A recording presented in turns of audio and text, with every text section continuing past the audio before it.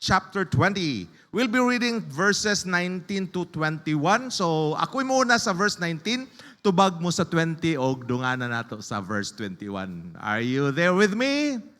Oh, maraghapit na nabutang sa atong screen. Okay, verse 19, it says, serving the Lord with all humility of mind and with many tears and temptations, which befell me by the lying in wait of the Jews. Verse 20, together.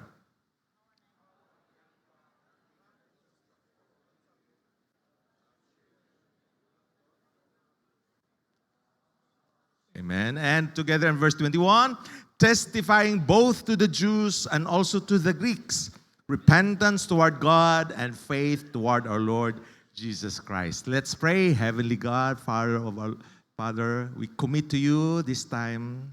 Bless us as we continue. May you be glorified in our midst. In Jesus' name, amen. Palihog mang lingkod mo.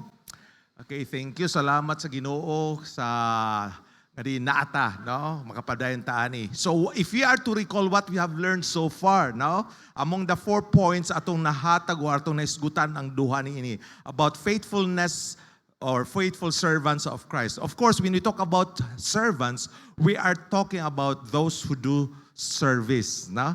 A faithful service meaning something that has been done in a way nga diin consistently, no?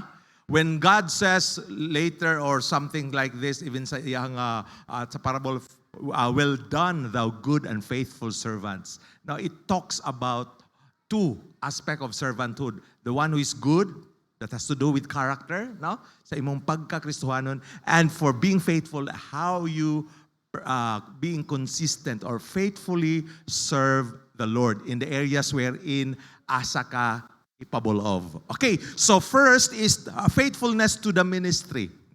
Unsa man ka, ahamang ka nabutang ron, wapamang ko yung ministry, pero sighatag ko. Oh, that is actually a service in which you are giving, giving to the Lord and given for the sake of the gospel of Christ and even for some others in which ikaw nagapangalagad sa Ginoo. Okay, so that is, it talks about the attitude of service, how we unsay atong attitude. Is it because of humility or because of pride?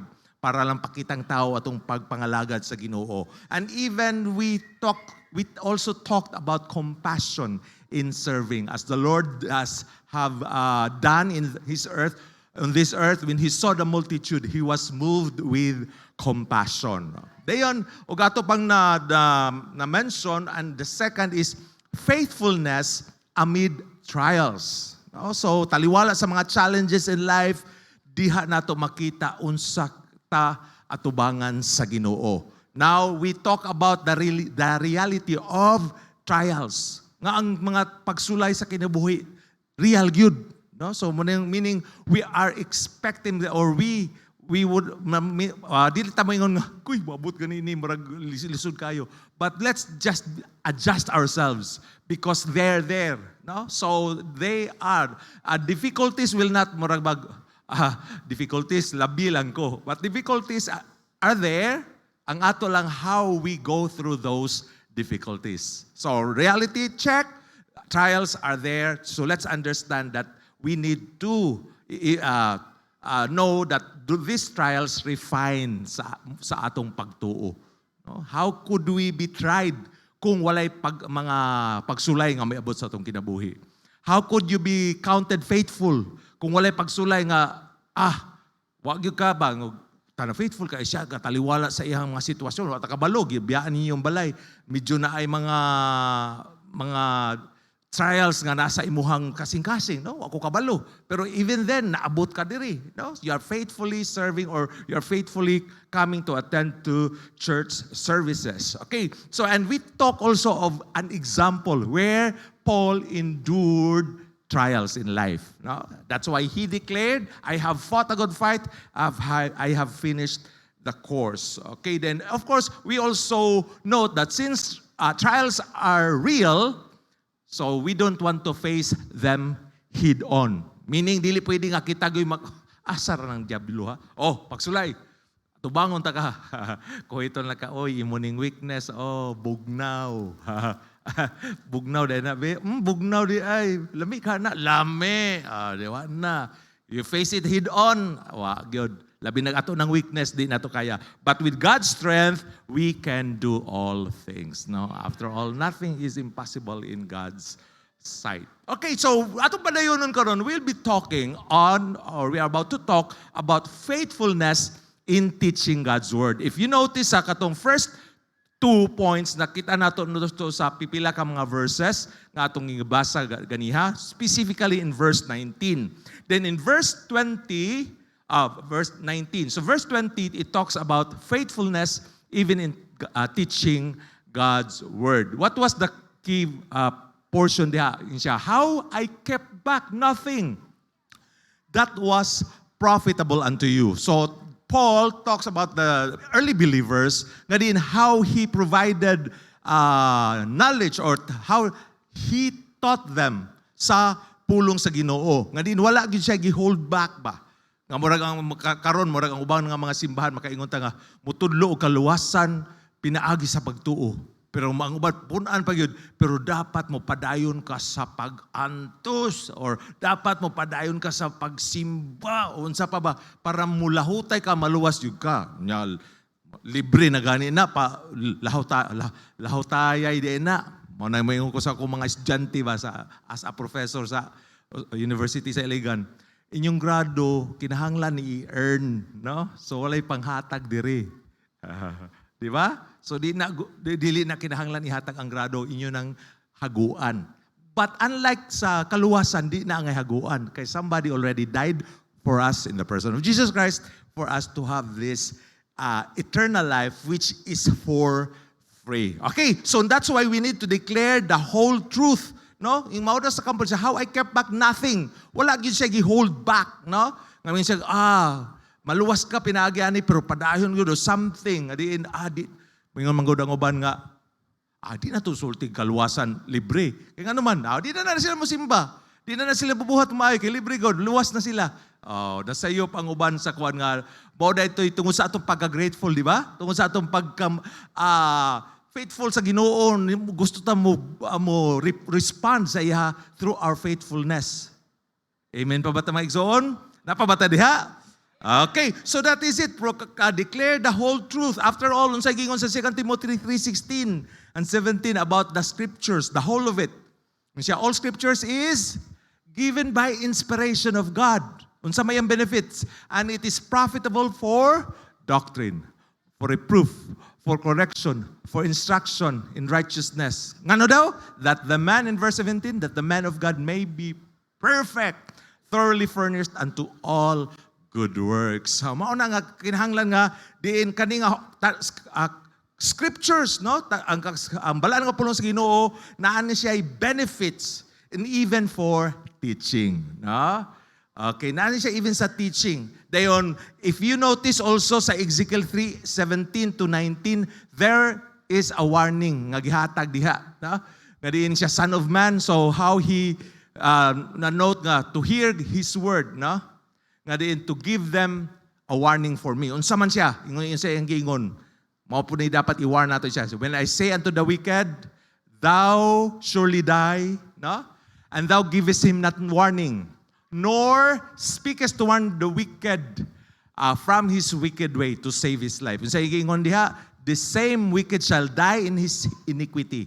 Pero unsa giingon? But his blood, ang iyang dugo, i-require sa imuha. Meaning, paninglan ka.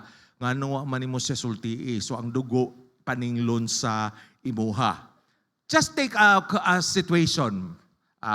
Gikan misiligan padung diri na ay mga sign diha along the way ba? Ay babagan, anong gibabagan man kay mutan-awon to aday ang road ay medyo dili angay lubak kayo or something nga dili maayo agian. Oh. What if na usa ka one time na dito sa city mismo? It happened, no? Kanang pareha na bitang magbangag sila kay na lubak na. Dayon na mga dapat dito gikuan na sa machine para lang ang mga simento dito magupok, ready para hawason, then para upulihan. The thing there is, pagkagabi wala butang warning. So tuyo sa motorsiklo, motorcyclist, single, padagag kusog. Pagkaugma, nagpabilin dito. Pagkasunod nga adlaw, ay haragi butang suga, butang nga warning, naulahin na.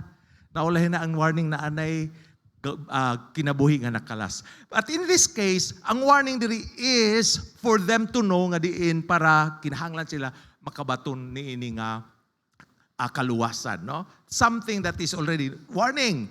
Para dito mo makato sa impierno na gi-offer sa Ginoo. Libre nga kaluwasan. Ato lang dawaton. Dili bayran, libre man. Lahi na to yung nga libre na unya bayran pa nimo. Lahi na. Hatag kog libre. Pero donation lang. Di ba? Libre ba na? Hindi pakonsensyaon pag naara diha ang donation, ibutang lang mong donation. Libre. Pero ang Ginoo dili ana, hatag siya libre ang giduphan dito sa cross ang atong kaluwasan, libre na ato lang dawaton. Kaluwasan libre. Yang uban wa kabalo mo na atong i-warn sila. Unsay kuan sa impierno para di makaadto mo dawat sa libre. Di ba? Nga kaluwasan. If you notice, na usa ka gospel tract ba? Siya, what must I do to go to hell? Something like that. Pag open mo, naka-fold man. Pag open mo, walay sulod ang tract. Ang katunga literature ba? Wag isulod. Space lang. Then ato da isloyo. Mo na angay ni buhaton. Wa kay angay buhaton para makaadto ka sa impyerno. So something like that. Pero kani, we are to warn them nga unsay angay nga kinahanglan sila turn from their wicked ways. Then para kita malibre sa require sa maong blood. Okay? So, meaning we are to teach God's word even without holding back something. Something din medyo makuli na to nga, unsa man day paagis kaluwasan bi?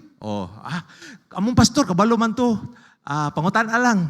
Unsa man mo pagkaluwas, di lagi ka kasturya. Na ko isa ka classmate sa una, ginawong ko niya ba, wa mo gud musulti. Ana ba? Nakuan ko nga anong wa musulti kay ana. So ato nga time di ay siya medyo trouble di ang kinabuhi, nangita siya kamatuoran. So wa man sulti, so mao to nga ginawong ko niya gingon, wa man gud musulti. Kuan ba makita nato unsay iyahang pagmahay sa ako ato nga time. So declaring the whole truth, teaching every context. Nga naman, ang pulong sa Ginoo, all scripture is given by inspiration of God, and it was already part of the Great Commission. Ang unsa, sir? Ang teaching. Matthew 28 verses 19 to 20. Unsa diya? Go ye therefore and teach. Di ba? Part of the Great Commission is teaching the word of God to the people. Later verse, unsa pa yung gingon? Teaching them to observe all things. So, unsaon man mag-observe sila. Muna imong, di ba sa kitang mga nanarbaho, di ba, na i-encourage sang mapil og training, katong nga mga nasa negosyo, i-apil mo training para to go about the, unsay mga whereabouts, how to go with the business and the likes, di ba? So, training, you need to be taught, di ba? So, the same with the gospel or sa pulong sa Ginoo, kinahanglan tatuduan para makapadayon ta pagpangalagad faithfully. Amen pa ba mga igsoon? Hi! Low. Hi! Low. So that is it, no? Teaching every context because in this case, that is part of the Great Commission. Even for sa panahon sa mga early epistles in the book of Acts chapter 5, verse 42, unsa ilang gibuhat sa time nga diin wala na si Jesus Christ and they have the Holy Spirit, the apostles taught daily in the temple and in homes. Unsa ingon diha? And daily in the temple. Wow. Nindot at least daily pa ganito, ato-ato. And weekly. No, weekly na ganito sa Sunday school, no? Pero nindot, kinaan naman tayo Bible, the whole counsel of God. Pwede na ninyo, sa imo as a family, pwede na nato matuon or ma-remind sila nga kinahanglan magbasa. In the temple and in every house, they ceased not to, so daw? To teach and preach Jesus Christ. So magtudlo, and after all, this whole counsel of God is profitable for teaching. And it is part of the Great Commission. So with this, makita nato nga diin, since it is by inspiration of God, no? It is part of the Great Commission, so that is just gives us the confidence in teaching this to others, no? And we have this confidence in the gospel's power. Oh, kaning pulong sa Ginoo di naman guni ka basta-basta pareha sa ubang mga libro. Daghang libro even sa mga universities ug sa eskwelahan pero wadili makausab sa kinabuhi sa tao. Only through the word of God, no? When kag tayo sa kuwan aton university ba nausab siya nga naman nung sa pag-usab di na mo tuo Ginoo na atheist alahi na pudto, no? But this whole counsel of God, this will change lives. So let's have the confidence in God's word because kano sa man dai makabaton og pagtuo sa katao. Diba? According sa Romans 10:17, so then faith cometh by hearing, and hearing of the word of God. So somebody should say that to them for them to hear. Ang nakanindot ani karon kay naa na gani sa internet, no? Nanay mga Bible gani diha. Pwede na ka actually ubuot mo send og link, no? Or encourage them to read og mahimo gani on, and even to give tracts just for them to learn about the Bible or the way of salvation. Okay, so mao ni nakanindot ini. Ang atong power does not, we are not relying on our power or others' power, but the power of the Holy Spirit diha sa iyang pulong, no? After all, unsa may gisgutan ang about sa pulong sa Ginoo sa Hebrews 4:12. For the word of God is quick and powerful and sharper than any two-edged sword. Unsa iyang buhat? Piercing even to the dividing asaro of the soul and spirit and of the joints and marrows. Asa ka na? Makadulot siya dito and is a discerner of the thoughts and intents of the heart. Mao ni trabaho sa Biblia, no? Duhay suwab. Oh, magutad mo, di ba? Yung gamiton kutsilyo. Oh, di ba? Oh, gamita tong iyang habol. Amay lang magdukduk kag ahos para mapiga or ang kilid. Oh, di ba? Kuan kag sundang, imo itigbas tong sundang sa saging nga katong iyang hamul, di ba? Babunog na lang tong saging, wa pa napika, wa pa napi, di ba? Oh, you know what I mean. But the word of God is two-edged sword. Now, kung kag two-edged sword, espada ang duha sword, dahait kay na. Pero unsay pulos sa espada kung imo lang gibutang diha sa kilid? Wala na padayag. Oh, asa man makita nila ang pagkahait ana, wala na nadunggi nila. Oh, so mao nay nakakuan diha. So this is it. So confidence in God's power after God's word, after all God's word is alive and powerful. Buhi ni siya. No, na Holy Spirit nga mga panglihok sa matag usa nga makadungog niini. No? After all, it's not our duty to let them know for them to be convicted. Mga usay mayingon ko sa mga estudyante magkanaganing mag-soul winning sila mayingon ko pila ka buki mong giluwas. Murag as if sila na ba nang luwas nila ba, no? Share gud sila padawat sa Ginoo. Pila imong giluwas? Pastor, oy dili man kami mamuluwas. Di ba? So after all that's the working of the Holy Spirit. So that is just for us to be faithful in teaching God's words. Unsa man capability na aka para maka-share sa pulong sa Ginoo, makatudlo niini. And just know that the conviction, no, is sa Ginoo na, and even ang pagluwas. Ang ato alang to use the word of God. Put something that will pierce their hearts through God's word. Sakit yun na. Labi na inong kaluwasan pinagiras pagtuo. Ay, amon hibalan na ba kay mubuhat pa? Sakit kaayo. Murag baigo atong pride mo. Kasayo na yung kaluwasan, no? Murag sigurado ka, ana. Labaw pa sigurado kay narabay ka trabaho, ana, para sa amua. Kana inyo, kamoy trabaho. Kana mo'y lisod, kay trabahoan pa ninyo inyong kaluwasan. Di ba? Logically, tama?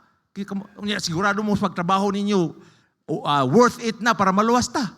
Oh, di ba? So that is what we have in God's word. It is powerful. Now, faithfulness in teaching God's word, and not only that, kamingon siya, how I kept back nothing, according to verse 20, that was profitable unto you, but have showed you and taught you publicly from house to house. That's why we can, even sa Bible study or whatever privilege ka diin, makatudlo ka, do or take that opportunity. Amen? Sir, may man ka sir, kay gatindog man ka diha, gatudlo naman kay opportunity. So why not? Kung asa ka pwede, basig pwede ka magsugod dito sa imong silingan. Kumahadlo ka mo tudlo, sugod sa mga bata, di ba? Sa extension, roon sa pa, para makatudlo ka. Gusto ko diha, sir.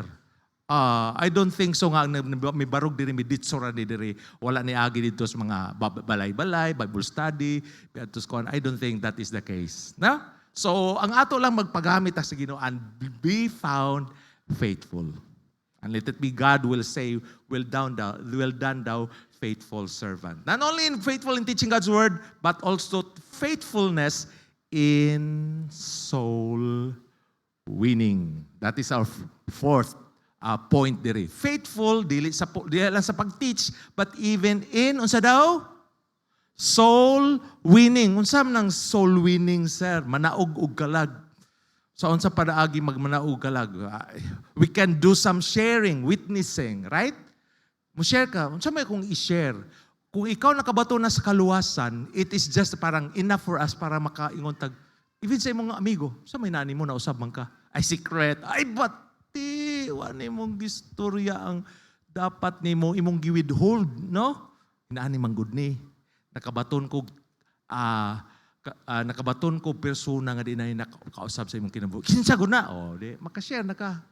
Or something nga di imuhang ma-soul win siya in that way. Now, the thing here, according to verse 21, atong basahon di, ingon siya diha, verse 21 of Acts chapter 20, testifying both to the Jews and also to the Greeks. Unsa ingon diha? First, ingon siya, repentance toward God. So faithfulness in soul winning involves proclaiming repentance toward God. Di man ta mo repent ka sa tao, pasaylo ako. Oh.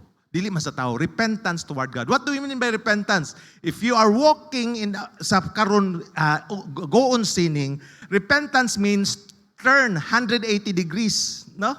Naglakaw ka sa pagpakasala karon, bisyoso, turn 180 degrees. And facing God. Turning away from sins and turning toward God. Ginoo, pasaylo ako. Di na ko kaya nga mabiyaan ako sala, pero sa imong grasya, imo kong matabangan. May maayo na tong laki diri nga di makasala. O kinsay walay sala diri pataas ang tingkoy. Di ba? Ikaw sir, labaw na. Di ta exempted. Pero the thing here is makapanghinulsulta. That is not intentionally go on sinning, but we can repent on it and turn toward God. Ask for help.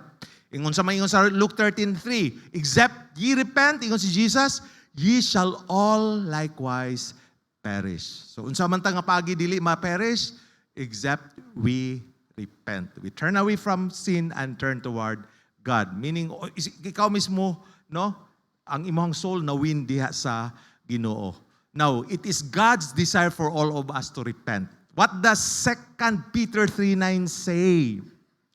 The Lord is not slack. Do you know what is slack? Wala ka dugay-dugay ba? The Lord is not slack concerning His promise. Unsa may ang promise, some man counts slackness, unsa man. But is long suffering to us word. Grabing pasensya sa Ginoo. Kuya gwapa yung siya, kuwaon na mo na akong mga luwas karon. Wa gyud ang wahapit pa nakadungog sa puno sa Ginoo. Luoy kaayo, wa gyud kadungog. No? So di ka baton sa kaluwasan. Long suffering to usward, not willing that any. Kabalo mo kung sa nakadaghan ng ini? Isa ra man na, sir. Meaning walay isa, no? Not willing that any should perish. Di gusto ang Ginoo nga nay isa. How many millions are we pila ta karon? Billions diri sa kalibutan. Di siya gusto na isa na malaglag. Pero siya gusto nga ang tanan makahinulsol. Oh, so that is what so we need to proclaim repentance toward God, no? So nindot nga ato na, sir, kaya ba na nato mo ganin ang naatay mga missionaries, right? Kay di na nato kaya, we need to send them, no? For them also to preach repentance toward God kung asa man sila nga foreign areas na belong. Okay, proclaiming repentance toward God and proclaiming faith in asa man. Man magdapat ay pagtuo. Faith in Christ alone. Ka mo tuo.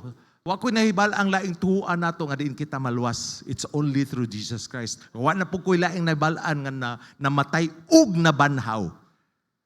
Gawas kang Jesus Christ. Ang uban namatay, wala nabanhaw. So how could we put our hope in there? Pero katong sa nabanhaw, namatay nabanhaw, wow, sigurado ang pwede na mahitabo sa ato. Amen? Nga once mamatay ta, gadi inaatay padulngan dito sa langit. After all, kinsa may dalan, padulong sa langit or to the Father. And Jesus Christ claimed this in John 14:6. What does it say? Jesus saith unto him, si Philip yung gingnan, I am the way, the truth, and the life. Walay makadto samahan kung dili pinaagi kanako. Now, unsa paagi matutas sa amin, nindot agian ang Panggil Bay, no? Agi tagtubo na ato, dali ra kayo, wapay bayad o sa barge. Pero pwede ka po magis barge. In fact, pwede po mo tuyok, no? Nga naman, ganahan ko mo travel, joyride, di ba? Pwede ka mo tuyok, labi nang nakaisakyan ng bago, no? I-test drive, no? Di ba? Okay kayo. So, binipadulos sa Samis, more than one ang agian. Pero padulong sa amahan, usara gyud. I am the. That article, the, means absolute. Wala na ilain. Kumingon pa si Jesus, I am a way. So pwede pa tong all other persons sa imong nahibalaan nga dalan padulong sa langit, basig pwede ta dito moagi, dito ta moampo para padulong sa amahan. Pero ingon si Jesus, I am the way. That means He is the only way, the only truth, and in Him, He is the life. Ngita kaglaing life, eternal life, wala na sa uban. He is the life. Hello? Hi! Hello? Okay na pa mo. So proclaiming faith in Christ alone. After all, sa gingon sa Ephesians 2:8 and 9, makita na to is salvation is by grace alone through faith. Sa gingon sa Ephesians 8, verse 8, for by grace are ye saved through works. Works ba? Through faith, and that not of yourselves. It is gasa. Haskang gasa. Insulto na sa naghatag ni Mugasa imong bayron tagpila ni. Ay nalaghan ko na ning gasa ko imong bayran, di man ni bayran, ay na lang ni dawata. Di ba? So, it is the gift of God. The next thing is, klaro kayo, not of works. Maayo mong kumubuhat. Kinahanglang buhaton para maluwas. Not of works. Kung saan na lang akong works ka, di man makita sa Ginoo. Ang imo makita, ang gusto nimo manghambog kas Ginoo. Ginoo na luwas ko kay ako na le. Ako ang pinakamayng tao dito sa pikarangan. Sa pa imo nga claim, di ba? Pwede na di mo mabuhat. Luwas kay ko Ginoo, clarix. Pero not of works. Kay gano man, para wa na magpasigarbo. Magpasigarbo kano sa kalos? Ginoo, salamat kay mo kog luwas tungod ni Kristo. Giduphan niya dito sa krus. Wa gyud kay pasigarbo nganong naluwas ko. But you are grateful enough to be faithful in serving Him. Aren't you? Di ba? Proclaiming faith in Christ alone. So we need to preach or soul win, preach salvation through faith in Christ alone. No? Katong ibuhat niya dito sa cross. No? Atoning work dito sa cross. Enough na to. Katong pag-ula sa iyong dugo dito sa cross para sa atong kaluwasan. Di natin kinahanglan magpalansang. No? Then mapanistisya, kay sakit kayo. No? So that is it. So proclaiming faith in Christ alone, and last but not the least, hapit na kita naman. That's why we can witness to all people. Ngano ganito? Naanay provision nga repentance toward God for want to be saved. Faith in Christ alone. So there's a need to witness to all people. After all, God, that is in God's heart, no?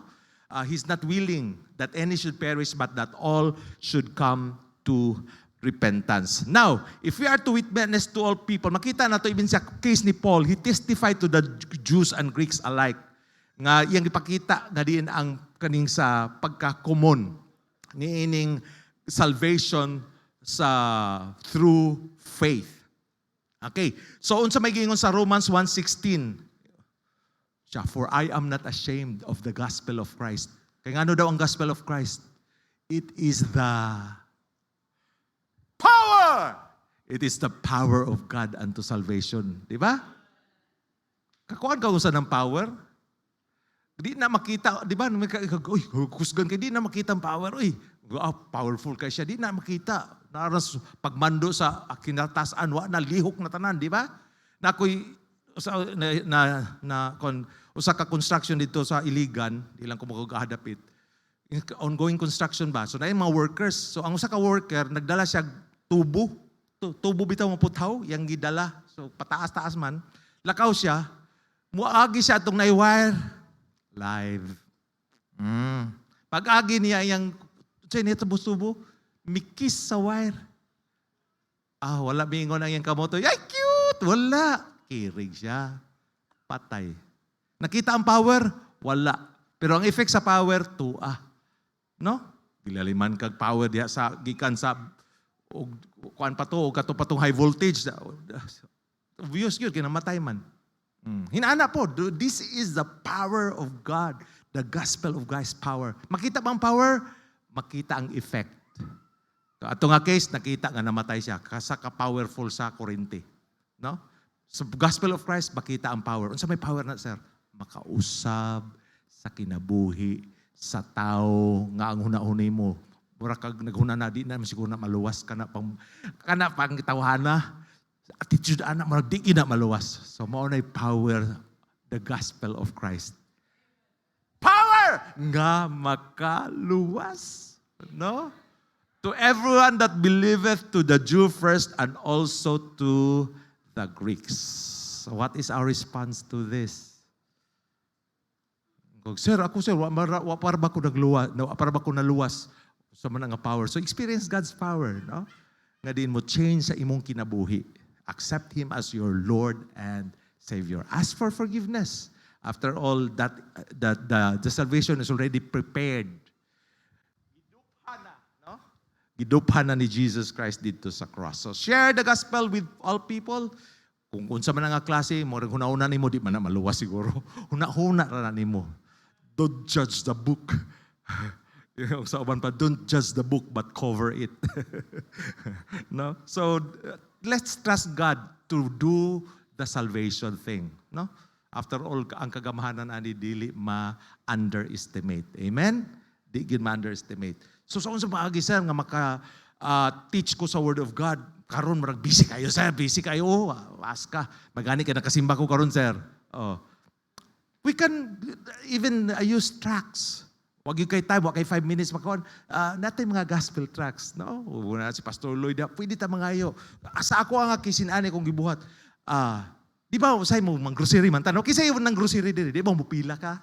Di na pila daghan siya palit imo po daghan. Pwede ka storya, no? O sa teller, storya ka gamay, smile gamay, pagkasalamat ha.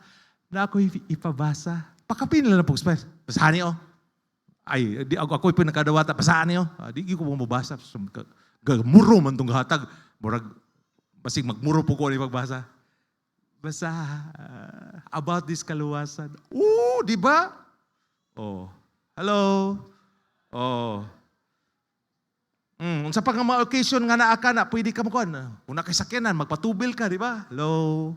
Patubil ka, full tank or pahangin sa, of course pahangin, di man pahangin sa tire.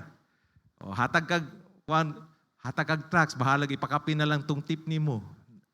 Pwede nimo basahon. Pero ang imong kuan dili ang tip, ang trucks, ang literature, di ba?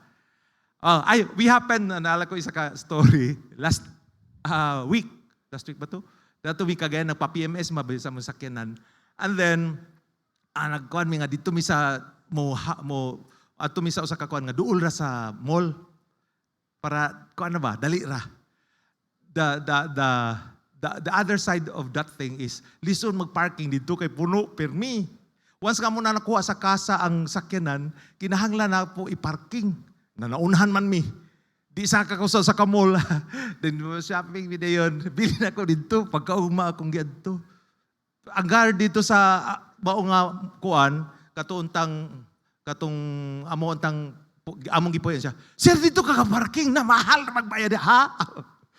Nag 90 pesos per hour. Ala, 12 hours. 90 times 12. Lapas pag 12. Di ba? So, kiyanto na ako. Asaman ka, sir? Ano po ito, guard ko? Diri ko, ato ko dito. Wapo siya kapalo. Pagkato dito, sir, naki-picture ako. Kuan mo sir, di man paparking ko sir, ato sa office. Adi pa! O, ato po ko dito sa office na, isugat ko guard, ana mo to. Astorya mi, nagkuhan ko sa rason, ma'am, ganahan mo taon mi diri ka maulagi na dolra. Kaso lang wag yun mi ka parking na storya na mo ni. Oh, di at least ang management po, storya ang taas. Dayon, sige lang sir, kuan sir, padayon lang mo kuan diri ha, shopping gyapon ha. Na ba na. Og sige ma'am naon ta ko ihatag. Basahon. Para ni na. Hasta ang guard nga dala na ko dito sa security guard sa ako sa sakyanan, ako pong gihatagan. So even in that thing, murag mo kag sa mani makabayad ta ni, pero at least the good thing, the good side of it, wow, pwede ta. Di man ka makashare po nila, kay wa na po kay di pareha mong gadali, at least makabilin kag tax. Basahan niya ni mama, libre ni. Wa po donation nga po yun. Okay. So, okay ra mga igsoon? Do you get my point? Oh, so that is how we can share kung sa busy nato nga lives. Katrabaho mo, katrabaho ko, o unsa man ginyo ka kabisig yun. But you can take an act of faith by sharing in that particular one about nis kaluwasan sa unsa pagi maluwas. Oh, at least kabalo siya kung unsay nasulod dito. Oh, then daghantang nagkuan na to. Take this instance sa ano palitan. O naghatag kong tax, pagkasunod, ikaw na po yung nanghatag. Grabe, kadaghan na ba ito kung nagamit? Sharon, di siya makonsensya mo basa, nakadawat na siya 7 ka tracks, gikan sa pipila nato. Hello? Oh. So you cannot underestimate how God works in his or her life, even just by giving tax. Just leave the result to God. After all, we are not to convict them, but God's word is a two-edged sword. Let it do the work in his or her life. The good thing na amo diri, we can even listen to God's word and even his teaching. Okay, with that, let's pray. Heavenly Father, we thank you for your word that we have pondered upon. Bless us we continue in Jesus' name. Amen. Let's have a break, please.